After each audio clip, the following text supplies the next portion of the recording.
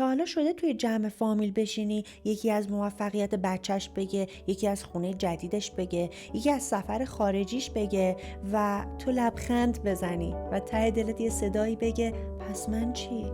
جالبه نه؟ هیچ کس مستقیم نمیگه داریم خودمون رو با بقیه مقایسه میکنیم، ولی تقریبا هممون داریم این کار رو میکنیم. به کانال لایف لوپ خوش اومدید و اینجا میخوایم یک عالمه پادکست تهیه بکنیم براتون در ارتباط با چرخه زندگی، اتفاقای مهم زندگیمون که میتونه برای من و تو و خیلیامون اتفاق بیفته. اگه میخواین ادامه پادکست رو گوش بدید حتما سابسکرایب بکنید. اگر خوشتون اومد لایک کنید و برام کامنت بذارید. کامنت های شما خیلی به من کمک میکنه برای ادامه دادن این پادکست ها. ببین، مقایسه کردن از بچگی با همون مونده. مدرسه‌تون رو یادتونه؟ همیشه یکی بود که نمرش میشد 20 و بقیه ناخودآگاه خودمون رو باهاش میسنجیدیم. بزرگتر که شدیم فقط شکلش عوض شد. این بار به جای نمره شد ماشین، خونه، تعداد فالوور، تعداد سابسکرایبر، حتی خوشبختی ظاهری. مثلا یه مثال واقعی اگر بخوام براتون بزنم، تو مهمونی خانوادگی یه نفر میگه ما امسال دبی بودیم، فلان کارو کردیم، رفتیم کنار فلان برج عکس گرفتیم. یکی دیگه سری میگه ما رفتیم اروپا، رفتیم فرانسه، رفتیم موزه لوور و یهو فضا تبدیل میشه به یه مسابقه که هیچ کس رسما قبول نداره وجود داره.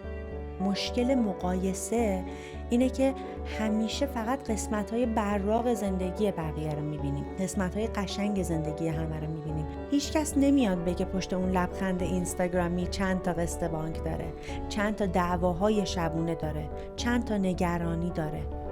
خیلی‌ها فکر می‌کنن مقایسه باعث پیشرفت میشه. بعضی وقتا آره باعث پیشرفت میشه، ولی بیشتر وقتا تبدیل میشه به یه چرخه بی‌پایان. چون همیشه یکی هست که از تو جلوتر به نظر بیاد، همیشه یکی هست که از تو بالاتر باشه. یه داستان کوچیک بخوام براتون تعریف بکنم.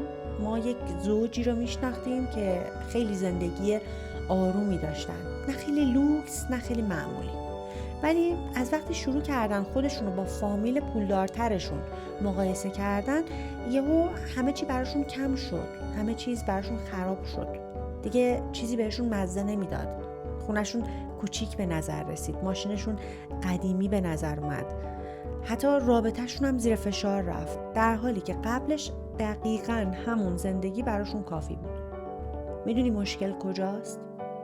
ما معمولاً نقطه شروع خودمون رو با نقطه اوج بقیه مقایسه میکنیم. بذارید واضح تر بهتون بگم، یعنی موقعی که تو داری شروع میکنی، اون زمان اون پیشرفتش رو کرده. اون زمان که تو داری شروع میکنی نقطه اوج پیشرفت اون طرف مقابلته. موقعی که اون طرف مقابل شروع میکرد تو نبودی. 2 سال پیشش رو نبودی که چه بدبختی هایی کشیده.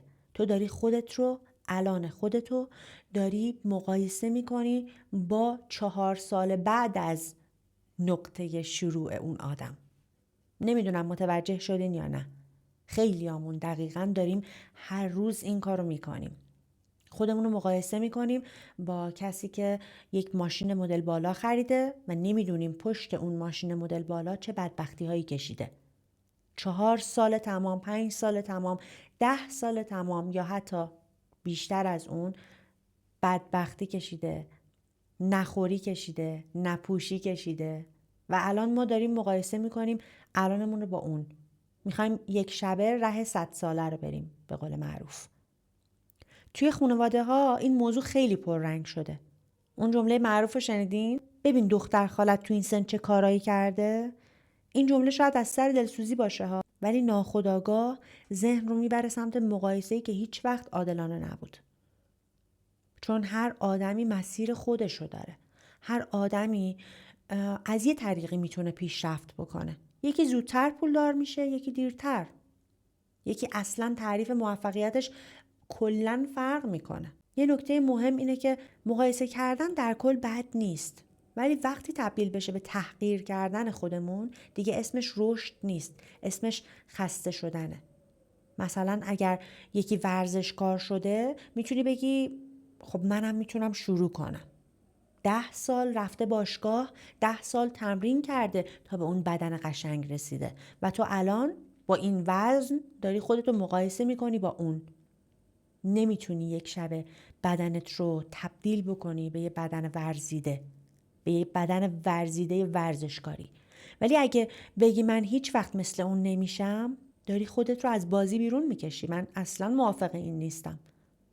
من هیچ وقت مثل اون آدم نمیتونم پولدار بشم، این اشتباهه. من هیچ وقت نمیتونم مثل اون آدم این لباس رو بخرم، اشتباهه. من هیچ وقت نمیتونم یوتیوب شروع بکنم، اشتباهه. من هیچ وقت نمیتونم مثل اون آدم سوپر استار بشم، اشتباهه. خیلی وقتا آدم‌ها تو جمع‌های دوستانه حتی ناخودآگاه با حرفاشون مسابقه دارن میسازن. یکی از درآمدش میگه، یکی از برند لباسش میگه، یکی از رابطه عالیش داره میگه و تو اگه حواست نباشه یهو حس میکنی داری عقب میمونی، در حالی که شاید اصلا مسابقه‌ای وجود نداره. حقیقت اینه که زندگی بیشتر شبیه یک مسیر شخصیه تا یک مسابقه 2 سرعت. جمله خیلی سنگینی بود. دوباره تکرارش کنیم با هم دیگه. زندگی بیشتر شبیه یک مسیر شخصیه تا یک مسابقه 2 سرعت. یه تمرین ساده بهتون بگم. دفعه بعدی که حس کردی داری خودت رو با کسی مقایسه میکنی، از خودت بپرس من واقعا اینو میخوام یا فقط چون اون داره فکر میکنم باید داشته باشم؟ من واقعا دلم میخواد ورزشکار باشم یا چون اون ورزشکاره دوست دارم ورزشکار بشم؟ میتونه یه کوچولو اسم حسادت هم توش بیاد. اینجور مواقع هممون فکر میکنیم داریم حسادت میکنیم. این سوال ساده خیلی چیزا رو روشن میکنه. آخرش هم بذار یه چیز واقعی بهت بگم. آدمایی که واقعا از زندگیشون راضی ترن معمولاً کمتر سرشون رو تو زندگی بقیه میکنن. نه چون بی تفاوتن، نه اصلا اینجور نیست. چون تمرکزشون رو گذاشتن روی مسیر خودشون. پس شاید بهترین رقابت با نسخه دیروز خودت باشه. نه با کسی که داستانش رو کامل نمیدونیم 10 سال پیش چه جور شخصیتی بوده، 10 سال پیش چی کار کرده و نکرده. پس رابطه هامون رو بچسبیم، علاقه خودمون رو ادامه بدیم، بچه هامون رو هم توی این بازی کثیف نندازیم. خیلی همون هستیم که دوران بچگیمون یا دوران نوجوانیمون حتی رشته مورد علاقه خودمون رو نتونستیم انتخاب کنیم، به دلیل اینکه بهمون میگفتن این رشته رو اگه انتخاب بکنی زشته، دختر خالت این رشته رو انتخاب کرده، بعد تو بری این رشته رو انتخاب بکنی.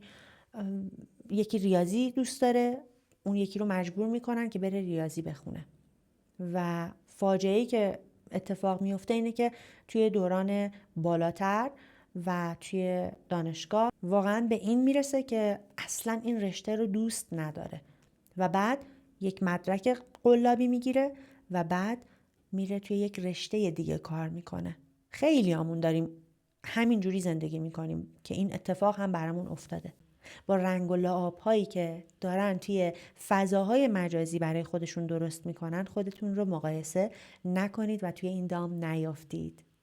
اگر از این پادکست من خوشتون اومد لطفاً لایک کنید، سابسکرایب بکنید، برای من حتما کامنت بذارید و بگید که دوست دارید راجع به چه موضوعی براتون صحبت بکنم. مرسی که تا اینجای ویدیو همراه من بودید. تا بعد، خداحافظ.